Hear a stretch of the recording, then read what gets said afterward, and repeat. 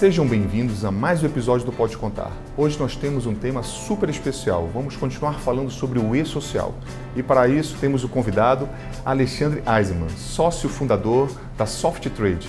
Alexandre, muito obrigado por ter aceito o nosso convite e nós vamos falar desse tema que está cada vez mais em voga no dia a dia, de contadores, advogados, empresas, servidores públicos, por que não assim dizer, que é o e-social.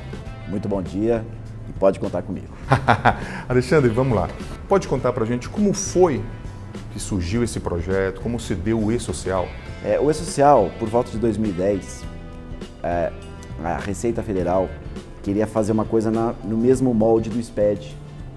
E aí falou, vamos criar aqui um processo em que as empresas enviam os dados de folha de pagamento para nós, substituindo o MANAD.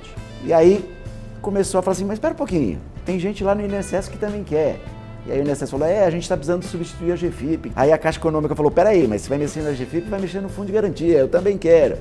E o Ministério do Trabalho, mas espera aí, desse jeito eu também quero participar.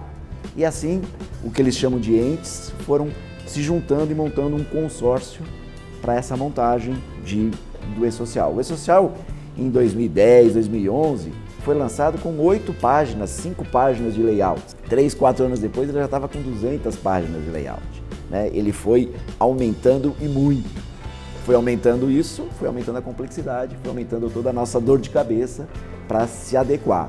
A gente observa que o e-social vem para unificar aqui 15 obrigações acessórias, não é? Perfeito. Que é o que a gente está falando de CAGED, de RAS, de GFIP, de DIF e outras demais.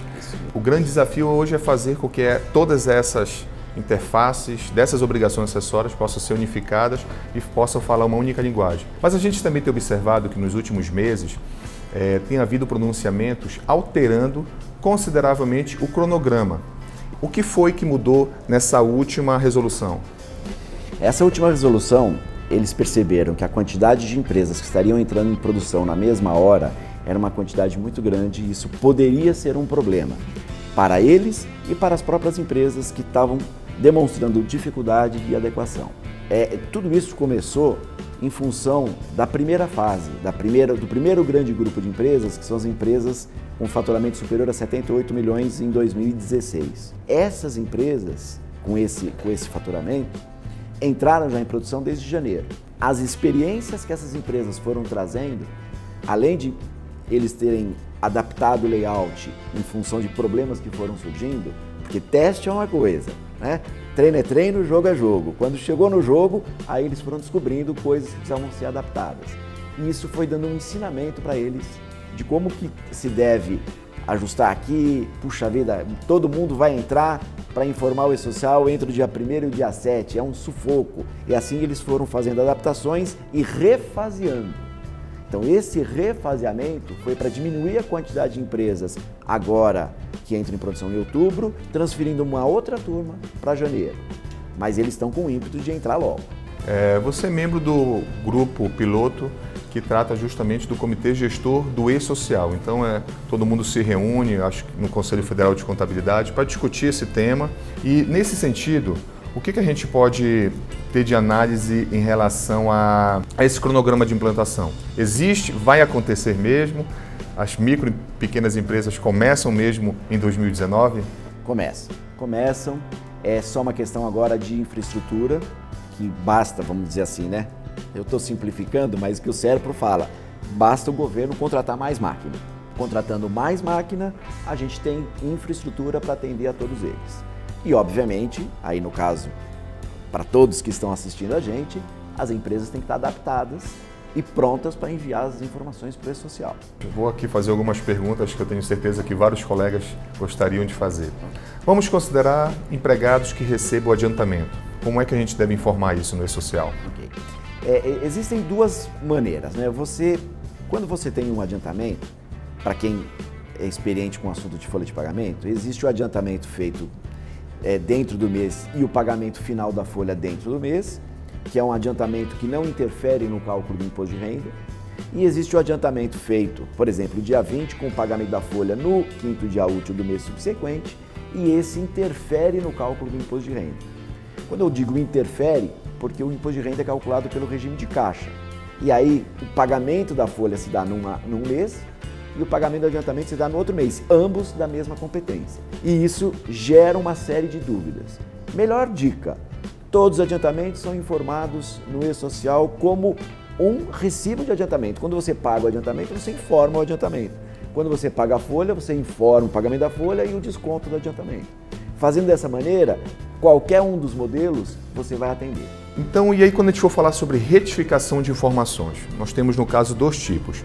Aquela em que houve uma informação errada em relação ao salário do empregado, vamos considerar assim, e uma outra que pode ser um dado pessoal do empregado, mudança de endereço ou algo parecido. Como é que a gente pode trabalhar?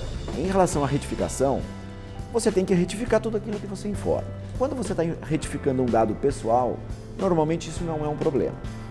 Vamos considerar que retificação é uma correção de uma informação dada de forma errada. Existe a alteração da informação. Então vamos lá, a pessoa tem um nome, casou, mudou de nome. Ela mudou de nome e você está fazendo uma alteração do dado dela. Isso não é um problema. Agora, se você informou inicialmente o nome errado, você vai ter que retificar isso, tá? Porque pode até não conseguir fazer passar pelo e-social quando você tem uma divergência de nome. Então, retificação normal você tem que fazer, só que você tem que ter a noção de que quando você está retificando, por exemplo, um pagamento, se você já fez o recolhimento, você já fez o fechamento da folha e você quer retificar um pagamento, você tem que reabrir a folha para fazer essa retificação e isso pode gerar uma diferença de imposto, né, um encargo, né, que fatalmente virá com multa e com juros se for fora do tempo que você está fazendo essa retificação. E descontos indevidos do empregado?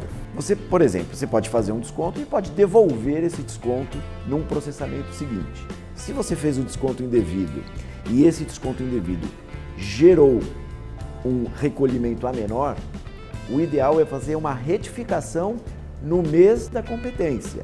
Não acredito que isso também seja de tema de fiscalização no início, mas daqui 1, 2, 3 anos, isso vai ser tema de fiscalização também. Eu fico imaginando para empresas grandes que precisam cuidar de certas retificações. Imagina no universo com centenas de colaboradores você ter que fazer retificações de retificações, não é? Isso mesmo. É um grande desafio para as empresas pequenas também. E falando das empresas pequenas, vamos considerar uma empresa que esteja com CNPJ ativo, que emita nota fiscal, mas que não possui empregados. São obrigados a informar o e-social? Eles são obrigados a informar de partida somente. Eles precisam cadastrar ao menos o empregador, que é o evento S1000, e depois informar no primeiro movimento, não tem o movimento. Porque se tem, por exemplo, um diretor que recebe Prolabore, tem que estar registrado no e-social. Se ela contrata um autônomo, tem que estar registrado no e-social. Então, fora todas as pessoas físicas com quem ela se relaciona, se nenhuma delas tem movimento, aí ela informa que é sem movimento. E depois, todo mês de janeiro, ele tem que, mais uma vez, pingar lá dizendo, não tem o movimento. Qual é a sua dica? Qual é o grande destaque que você gostaria de dizer para o nosso público para o ano de 2019?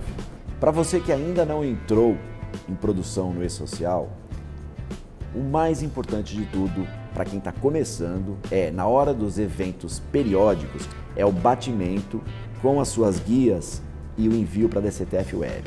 Esse é o ponto que você não tem como sair, você não tem como tirar coelho da cartola nesse aspecto. E para isso, você tem que ter feito toda a configuração inicial correta. Então, você tem que ficar atento com o pagamento de férias, que tem um tratamento todo especial dentro do e-social, com os adiantamentos e pagamentos ou dentro do mês ou fora do mês, que interferem no cálculo do imposto de renda, e principalmente com tudo aquilo que incide para INSS e Fundo de Garantia. Esses dois são importantíssimos para que você possa fazer o fechamento. Uma outra coisa que é importantíssima, principalmente para quem começa com os eventos não periódicos em janeiro, é você estar com os seus dados saneados, né?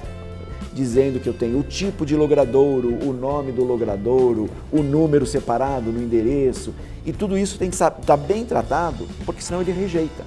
Olha, é impressionante o que está acontecendo, né? A gente pressupõe que cada um de nós só tem um CPF, pois a gente já identificou pessoas com mais de um CPF, né? Pessoas que têm que trocar de CPF. Então, tem que ficar atento com a qualificação cadastral. Qualificação cadastral, você pode entrar no site do E-Social e falar assim, eu quero me qualificar. Você vai informar nome, data de nascimento, CPF e NIS. Você informando tudo isso, ele vai te informar, ó, seus dados estão ok. Ou então, ele vai te dar as dicas de como você se qualifica. Então, essa burocracia toda que a gente tem faz com que as pessoas e as empresas busquem atalhos. Às vezes, não os atalhos mais corretos. Sim. E agora não, agora a gente tem que fazer com que as coisas aconteçam. Então, tem que ficar atento a isso também. Alexandre, em nome da equipe do Pode Contar e da Valig, queremos te agradecer. E tenho certeza que ano que vem você vai ser convidado novamente, porque o tema não vai acabar agora. Não. É um tema muito atual, é algo que precisa estar sendo depurado, sendo detalhado. De fato, a partir do ano que vem, para as micro e pequenas, que representam o grande universo empresarial no Brasil, a gente vai começar a viver, de fato, a realidade. E aí, a sua experiência, a sua expertise vai ser fundamental nos nossos próximos episódios do Pode Contar. E em nome disso, queremos te agradecer.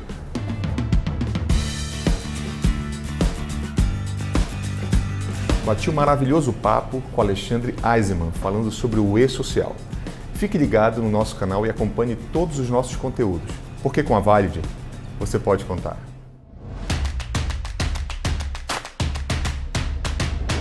Clique Valig e pronto!